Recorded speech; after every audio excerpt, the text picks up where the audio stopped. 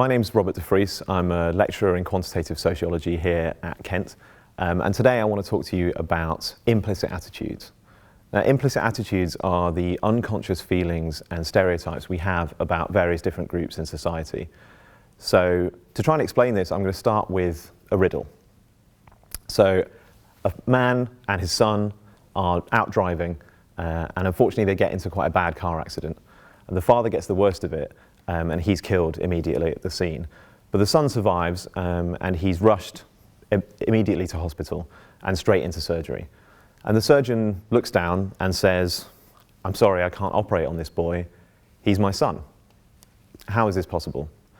Well, some of you might be thinking, I've heard this riddle before. Some of you might be thinking, well, that's not a riddle at all. Obviously, the surgeon is the boy's mother. But I imagine that quite a lot of you had at least a brief moment of confusion. And where this has been studied elsewhere, a lot of people, both male and female, really struggle to come up with an answer to this riddle at all. And this is because of the strong implicit idea we have of surgeons as men.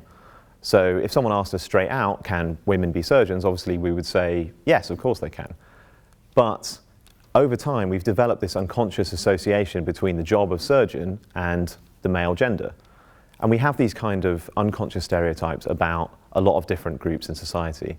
And they come about through the sort of slow drip, drip, drip of experience over time. So through exposure to the media or through everyday conversation.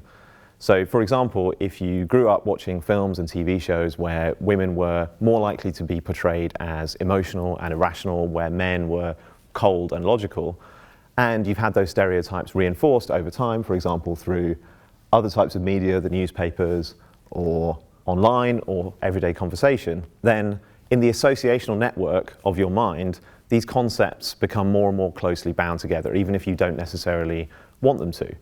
And similarly, if you're consistently exposed to the idea or the stereotype of black men as aggressive or thuggish, then again, even if you don't want it to, those concepts will become more tightly associated in your mind.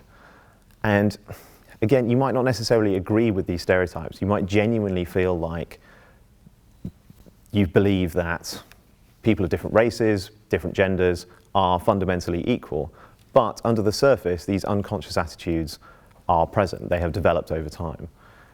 So for example, if you're at work and you need help with a technical problem, and you can't be bothered to schlep all the way down to the IT basement, and you want to go and look for a colleague to help you.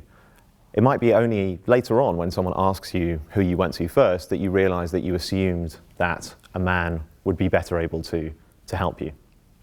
Now, bearing in mind how these attitudes develop through, for example, exposure to the media, I want you to take a look at these slides. So here's an example of how welfare benefit claimants are portrayed in the UK media. So you can see here, help us stop 1.5 billion benefit scroungers. These headlines are all from The Sun. Today, The Sun is declaring war on feckless benefit claimants to slash the 5 billion wasted in Britain's shambolic handouts culture.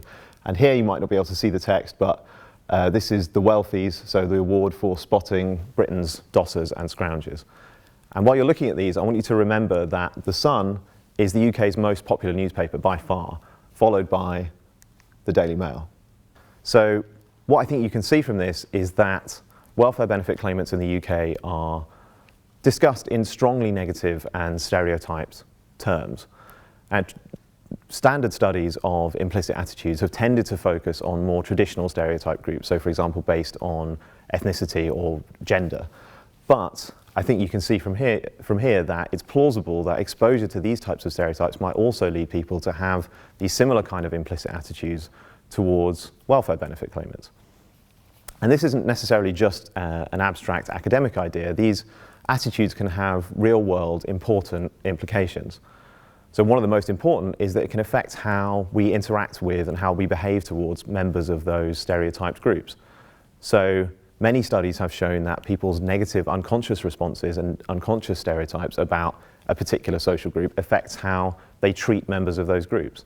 So for example, studies in the US have shown that negative racial stereotypes and racial unconscious feelings can affect how doctors treat black patients, how the police and justice systems treat black suspects. And a similar kind of process might be going on with welfare benefit claimants in the UK. So people's unconscious negative responses to this group, built up through exposure to the media, might be affecting how they behave towards benefit claimants themselves, and personally, on a personal level. And this is at a time when welfare benefit claimants and disabled people are reporting increasing levels of stigma in society. And it might also affect how welfare claimants are treated by important institutions they have to interact with on a regular basis, like the job centre. So in a similar way to the way that negative racial attitudes affect how black people interact with institutions like the justice system. One of the other ways in which implicit attitudes might affect how welfare benefit claimants fare in society is that it might affect how people support different kinds of social policies. So in the States, again, with other groups, they've shown that, for example, people's negative unconscious responses to Latino immigrants affect how they support liberal or conservative immigration policies. And this is independent of their conscious, explicit attitudes. So what this means is that even if you just look at people who have positive conscious feelings, who say that they have no problem with Latino immigrants, their unconscious negative responses might still be having an effect on whether or not they support the kind of policies that will keep immigrants out. And on the flip side of that, studies have shown that positive implicit associations with African Americans, so if people feel unconsciously a positive bias towards African Americans, that affects how they, whether they support pro-black policies like affirmative action. And this might be part of the reason why in the UK we see such a low level of support for the welfare system. It might be that people's unconscious negative responses, their unconscious image of what a welfare benefit claimant is like, is influencing their support for whether they think we should be spending money on this group of people.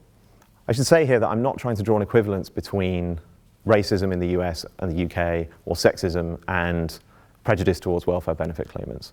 What I'm trying to highlight here is that the process from exposure to stereotypes through, for example, the media, to the generation, the development of these negative implicit attitudes, the process might be similar, and therefore the outcomes might have some similarity to each other.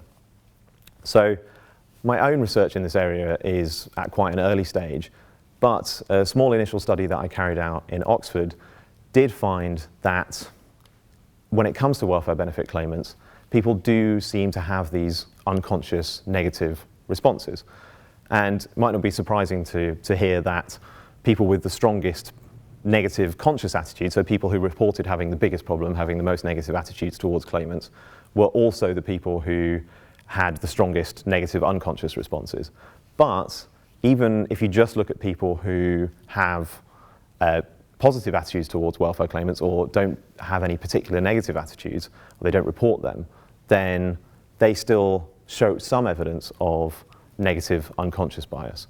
And this negative unconscious bias is associated with people's support for different kinds of welfare policies. So for example, people with more negative unconscious responses are more likely to support stricter welfare policies. So for example, policies which will reduce the amount of money we spend on welfare benefits.